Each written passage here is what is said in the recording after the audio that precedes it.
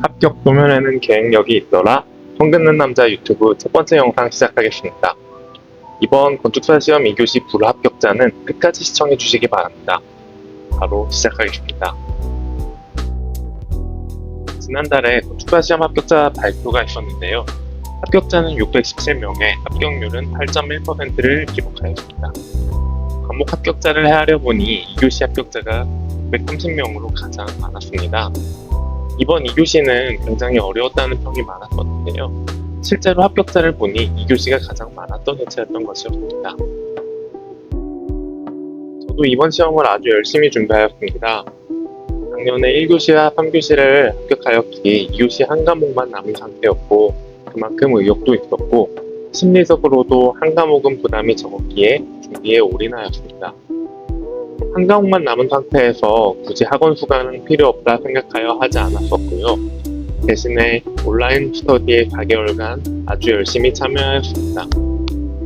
2교시 한 과목만 남은 사람들끼리 매주 2번 온라인에 모여서 문제를 같이 풀었습니다. 해당 스터디에서 저는 결국 불합격하였지만 무려 3명이나 최종을 합격하였습니다. 그 외에도 별도의 유료 스터디에 가입하여 추가적인 공부를 하였고 기출문제와 학원문제를 합쳐서 총 80여 문제를 풀면서 자신감을 얻었습니다. 그야말로 양치기로 준비를 한 것입니다. 당시에 스터디에서 그렸던 작도의 수준입니다. 다른 분들보다 더 세부적인 표현까지 하였기에 좋은 평을 받았습니다. 실제 시험에서도 이와 유사한 퀄리티의 도면을 완도하여 제출하였습니다. 저는 계획은 1시간 15분 만에 마무리 짓고 작도를 1시간 45분 동안 진행하였습니다. 작도 퀄리티는 만족이었으나 계획이 다소 찝찝한 느낌이었죠. 만약에 제가 떨어진다면 작도의 문제가 아니라는 것을 확인할 수 있는 수준이었습니다. 계획에 대해서는 학원 답안이 서로 모두 다를 정도로 빈분하였으니 작도로 커버할 수 있지 않을까 하는 기대감으로 합격 발표를 기다렸습니다. 결과를 받아보니 충격적이었습니다. 제 점수는 기대에 미치지 못한 51점이었습니다. 나름대로 최선을 다했었고 큰 실수는 없었다고 생각했는데 합격하지 못한 것이었죠. 같이 공부했던 동료들도 많이 합격을 했고 회사에서도 합격자들이 많이 나왔는데 저는 통과하지 못한 것입니다. 저보다 다소 작도가 약하신 분들도 합격을 하신 걸 보면 저의 문제는 작도가 아닌 것은 확실한데 도대체 무엇이 문제였던 것일까요? 저는 지난 시험에서 이렇게 생각했습니다. 계획은 조건을 다 맞춘다면 변별력을 가지기 힘들고 훌륭한 작도로 남들과 차별적인 도면을 제출하자. 그래야 계획이 좀 벗어나더라도 확실히 합격할 수 있을 것이다.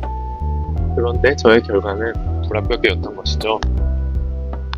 이번 시험에는 전략을 전면 수정해야겠다는 생각이 들었습니다. 작도가 아니라 바로 계획에 힘을 쏟아야 한다는 생각이 들었습니다.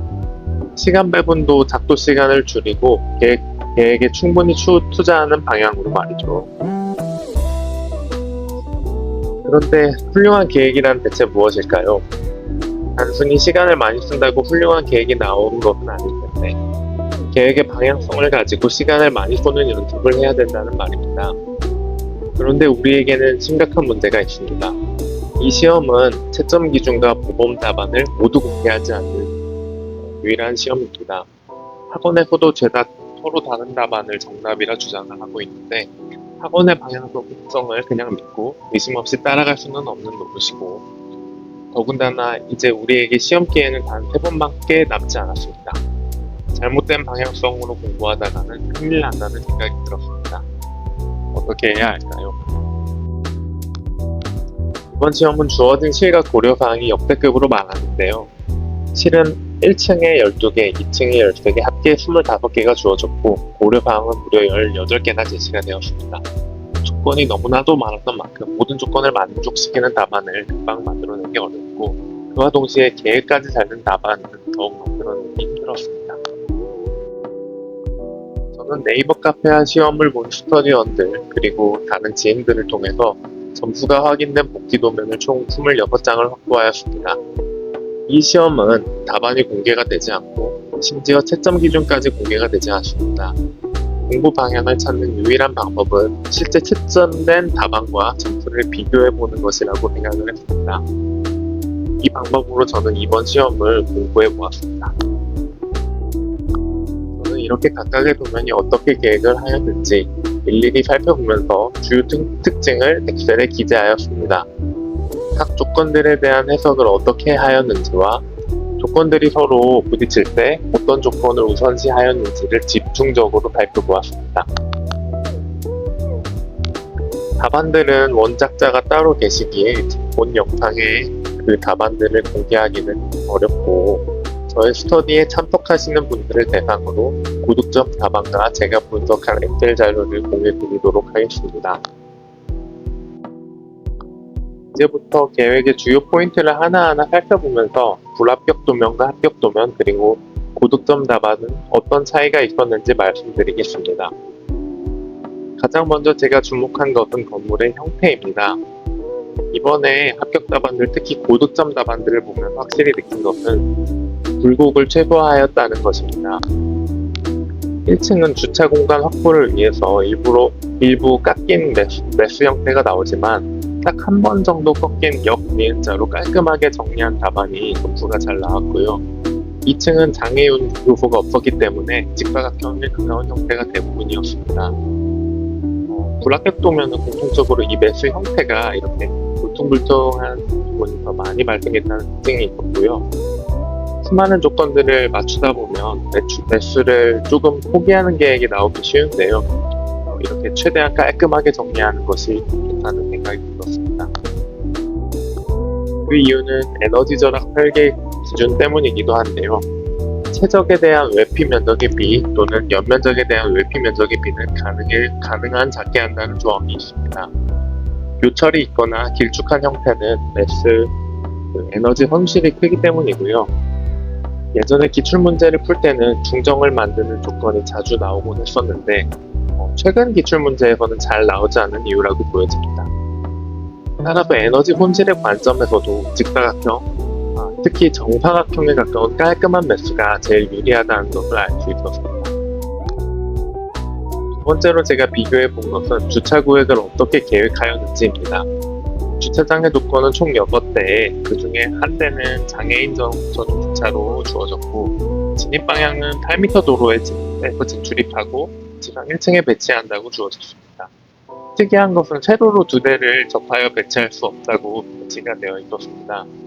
주차장이라는 것은 기본적으로 다양한 조합이 가능한데 여러 대를 일렬로 나란히 배치할지 아니면 2개로 쪼개서 배치를 할지 아니면 나란히 배치하는 것을 세로로 길게 할지 이러한 세부적인 내용은 지문 조건에 없었습니다. 제가 이번에 합격 답안들을 살펴보면서 느낀 점은 이렇게 다양한 조합이 주어진 조건에는 부합하더라도 실제로 답안이 원하는 주차 배치는 따로 있다는 것입니다.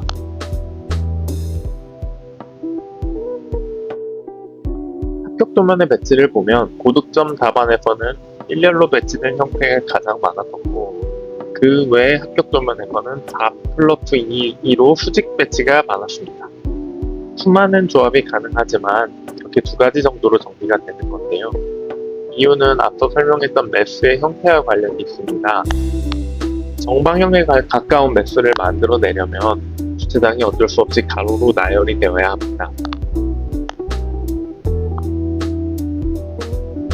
조건에 부합한다고 모든 주차 배치가 되는 것이 아니라 형태까지 생각하면서 주차장을 짜야 한다는 이야기입니다. 또 이제 외부 도로를 차로로 이용한 케이스는 좋은 점수를 받지 못하였습니다. 물론 지문 조건에서는 2대를 접하여 배치할 수 없다고만 주어졌기에 법에는 이상 없는 것이 아니냐고 생각할 수 있지만 건물이 기능상 외부 도로를 차로로 이용하게 되면 좋은 계획이라고 볼 수 없는 것은 사실이기 때문에 또 건물 형태는 정사각형으로 만들기 불리한 상황임을 알 수 있습니다. 다음은 전동 휠체어 보관 충전소입니다. 이번 시험에서 처음으로 등장한 지문이었고 면접과 함께 주어졌습니다. 저도 빠뜨리면 안 되는 가장 중요한 요소로 색깔로 표시를 해두었습니다.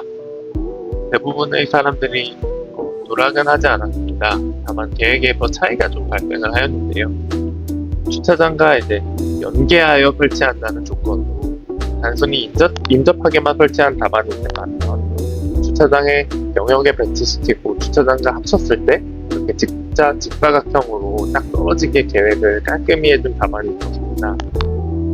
고득점의 답안은 전체적인 건물의 형태뿐 아니고 이렇게 이제 부분 영역까지도 깔끔히 정리하였다는 것을 알 수 있었습니다.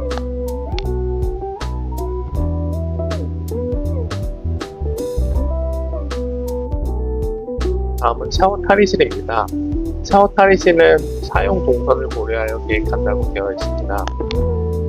아쿠아 테라피실에 부속한다고 친절하게 명시는 되지 않았었고 이게 무슨 의미인지 사람마다 다른 해석이 가능한 상황이었습니다.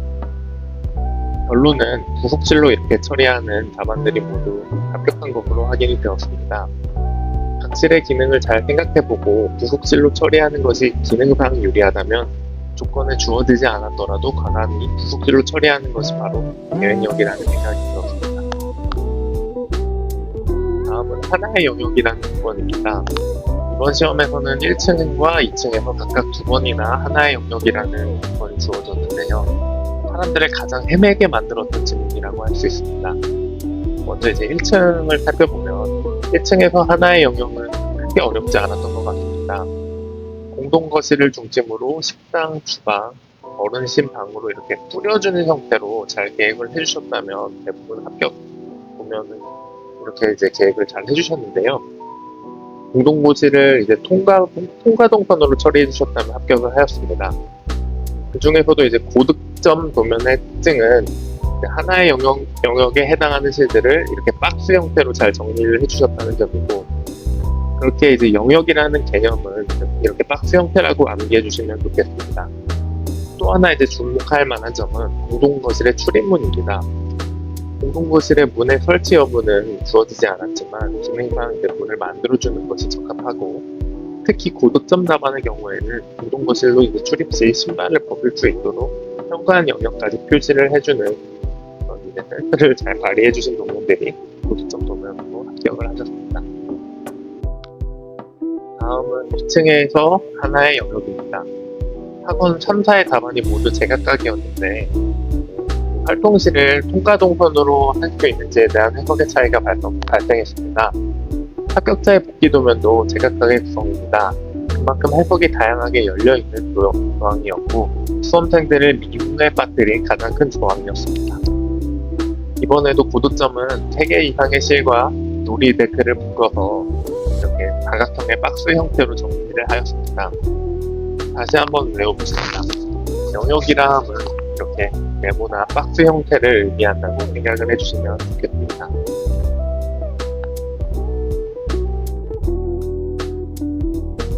다음으로 실제로 설계된 도면은 어떨지 한번 찾아보았는데요. 보육실은 이렇게 유희실을 거쳐서 기타 실들이 부속되는 형태의 실들이 많이 존재합니다. 우리 문제에서 이제 활동실을 유희실의 개념으로 본다면 이렇게 통과동선으로 두는 것이 자연스럽고, 또한 통과동선으로 둔다면 박스 형태로 좀 손쉽게 정리가 가능한 상황임을 알 수 있습니다. 다음 무창실의 존재 여부입니다. 에너지 절약 설계 기준에서는 무창실을 지향합니다. 그럼에도 70점 이상 고득점 답안에서 무창실이 존재했습니다. 이런 사실은 무창 여부보다 형태와 영역이 더 중요하다는 사실을 시사합니다. 형태와 영역이 그 무엇보다 중요하다는 것입니다.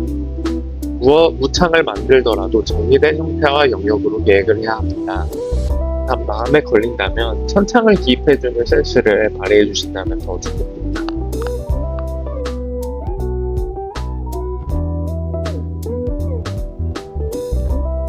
다음은 이제 2층의 아트리움과 라운지 계획입니다. 따로 주어진 지문 조건은 아니었습니다. 2층에 존재하는 수많은 실들을 어떻게 정리했느냐 하는 점입니다. 제가 느끼기에 이걸 잘한 도면이 모두 합격된 것으로 보이는데요. 1, 2층을 연결해주는 기능을 하는 아트리움을 중앙에 두고 창작 라운지와 돌몰 라운지가 아트리움을 접하는 형태입니다. 또 각각의 이제 2개의 라운지는 각 영역에 또 중심 역할을 하고 있습니다.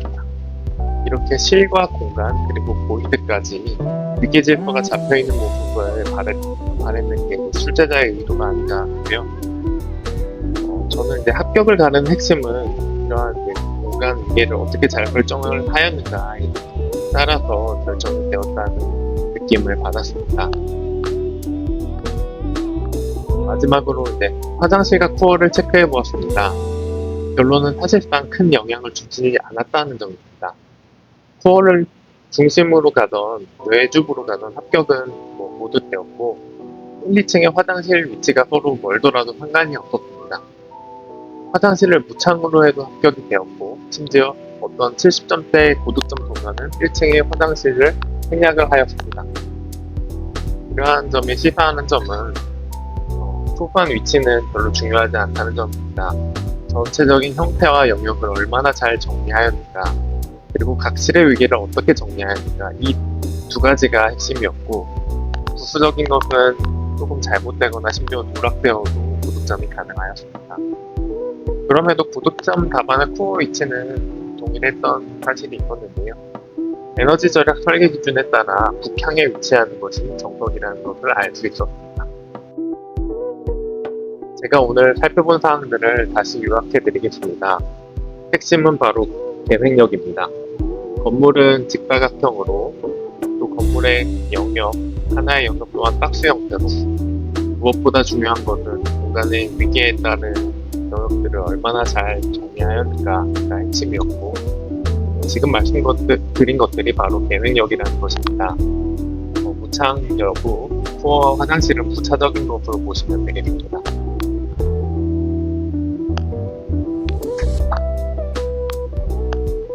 오늘 영상을 시청해주셔서 감사드립니다. 앞으로도 2교시 준비 영상을 계속 올려드릴 예정이니 2교시를 저와 함께 끝장내실 분들은 구독을 해주시면 감사하겠습니다. 오늘의 영상은 제가 운영할 스터디를 홍보하면서 마무리하도록 하겠습니다. 저는 하반기에 반드시 합격을 해야 하는 입장입니다. 무언가를 이제 주도적으로 임할 때 가장 크게 성장한다고 믿고 있고 저도 현재 부족하지만 용기 내서 스터디를 잘 운영해 보도록 하겠습니다. 오늘 공부한 것처럼 모든 기출문제들을 꼼꼼히 분석할 예정입니다. 저와 함께 기출문제 고득점 답안을 보면서 함께 공부하실 분들을 모집합니다. 모집 대상은 2교시 응시 경험자로 하겠습니다. 최소한 문제풀이가 가능하신 분으로 제안을 하는 것인데요. 너무 기초적인 질문까지 제가 다 받기에는 우리가 있기 때문입니다. 6월부터 8월까지 3개월간 알차게 운영을 할 예정입니다. 토요일 오전마다 실시간으로 같은 문제를 풀고 카톡방에 각자의 도면을 촬영하여 업로드를 해주시면 당장인 제가 코멘트를 제공하겠습니다. 설명할 때 제가 가장 많이 성장한다는 생각으로 최선을 다해 답변을 드리도록 하겠습니다. 다른 참여원분들도 자유롭게 서로 피드백을 주시면 되겠습니다. 소정의 운영 비용으로 입장료를 2만원으로 책정했고 추가 비용은 일절 없습니다. 무분별한 입장을 방지하면서 부담 없는 금액이라 판단했습니다. 스터디를 참여하신 분들께는 제가 직접 찾아서 모아놓은 기출문제 고득점 답안을 올려드리겠습니다. 또한 실시간으로 2교시와 관련된 질의응답을 아는 선에서 최대한 성실히 답변 드리겠습니다. 그리고 제가 직접 정리한 어디에서도 구할 수 없는 자료를 공유드리겠습니다. 다음은 주간 스터디 루틴인데요. 평일에는 각자 공부하는 것으로 하겠습니다. 개인마다 저녁 스케줄이 모두 다르고 시간을 맞추기 어렵다고 생각했고 각자 공부하면서 궁금한 것을 올리면 답을 드리는 방식으로 진행하겠습니다. 또한 제가 공부한 내용은 정리해서 공유드리도록 하겠습니다. 그리고 토요일에는 본격적으로 기출문제를 같이 풀겠습니다. 모든 스터디원이 필수적으로 참석해 주시면 감사하겠습니다. 오전 9시부터 12시까지 실시간으로 함께 풀기 위하여 8시 50분까지 제가 올려드린 줌 링크로 들어오시면 되겠습니다. 12시에 각자 문제를 풀고 작성한 답안을 올려주시면 제가 코멘트를 일일이 달아드리겠습니다. 저도 수험생이니 부족할 수 있고 저보다 고수분도 물론 오실 거라고 생각합니다. 그렇지만 저의 성장을 위해서라도 최선을 다해보겠습니다. 또한 제가 찾은 기출문제 고득점 답안을 보내드리겠습니다. 일요일에는 실시간으로 각자 학원 문제를 풀겠습니다. 선택적으로 참여해 주시면 되겠습니다. 학원 문제는 해설이 제공되므로 제가 별도의 코멘트를 제공하진 않겠습니다. 앞으로 3개월간의 일정입니다. 이번 주에는 바로 지난 시험을 먼저 같이 풀어보도록 하겠습니다. 17년 이전 문제는 최근 경영에서 많이 버그가 있어서 제외하고 18년부터 순차적으로 풀면서 올라오도록 하겠습니다. 관심 있는 분은 본 영상 설명란을 확인해 주시고 오픈 카카오톡으로 저에게 문의를 주시면 제가 입장 방법을 별도로 안내 드리도록 하겠습니다. 이상 마치도록 하겠습니다.